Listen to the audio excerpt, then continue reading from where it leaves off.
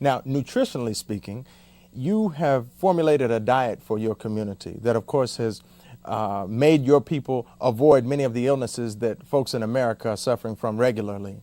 Now, where do you base this diet on? And you spoke about there being a spiritual problem. What's the connection between the nutritional and the spiritual and this solution that you've been able to find for your people?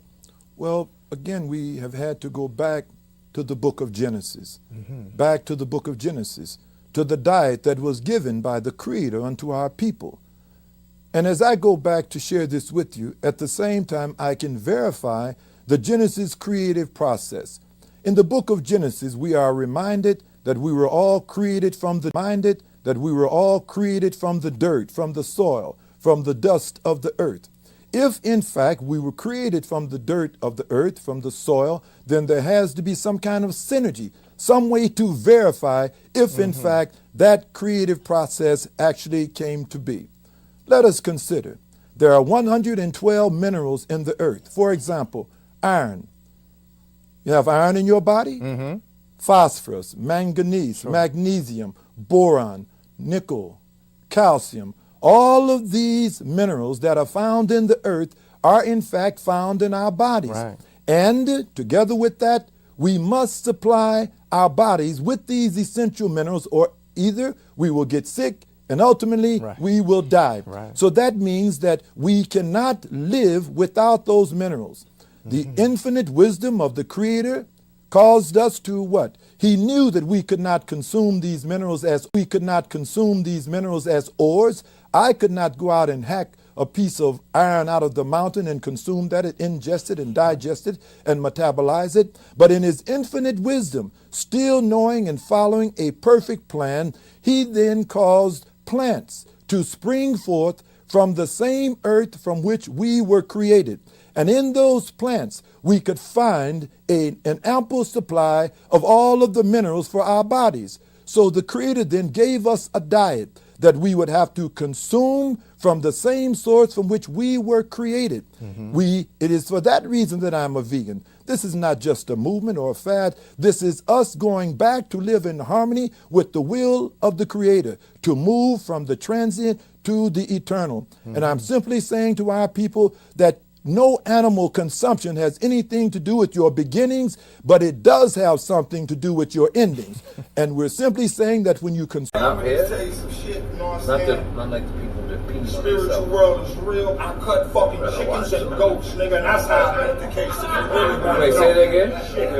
Say it again. I cut chickens and goats if you really want to know. Santeria, make some noise for being voodoo. Voodoo.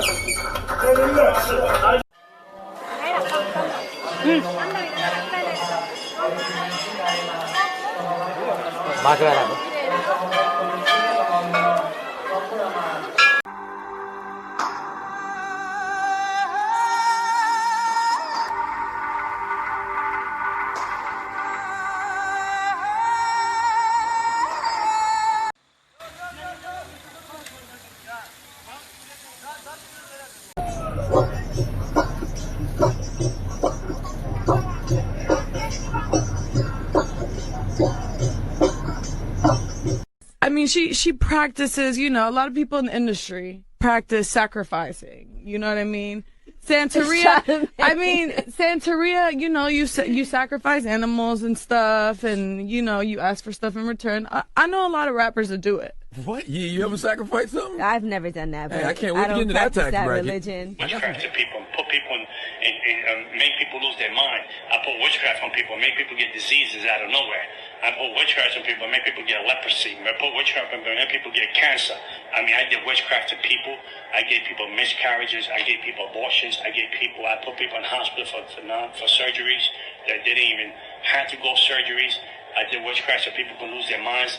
I put spirits of bipolar, schizophrenia. I put spirits of disease on people. I put suicide spirits on people. I'll be up all night long praying.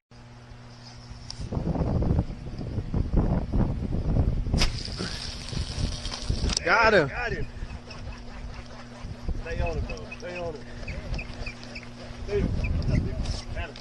He got one. He got one from a long way. Gotta put another arrow in him or not? I just gotta try to get him up here real quick.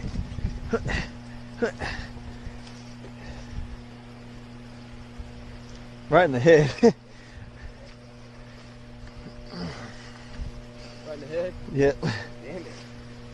Oh, close to it anyway. Yeah, he fucking stuck out like a motherfucker.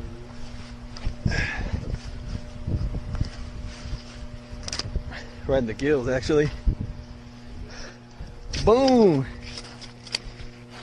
Please tell me you got that.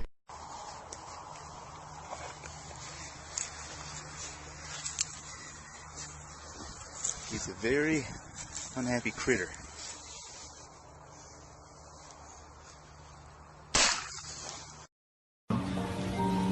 This is what I'm trying to show you. See this here? This is fruit, you understand? Inside this, there's seeds, you understand? So this comes from a tree. The tree grows, yeah, and then it naturally drops on the floor. Those seeds produce more trees. It don't make no sense that man's in here paying for food.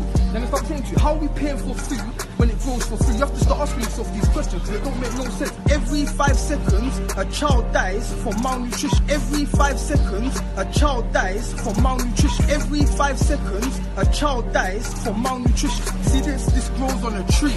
It grows for free on a tree. Naturally, this is the way God designed it. See this? This grows on a tree.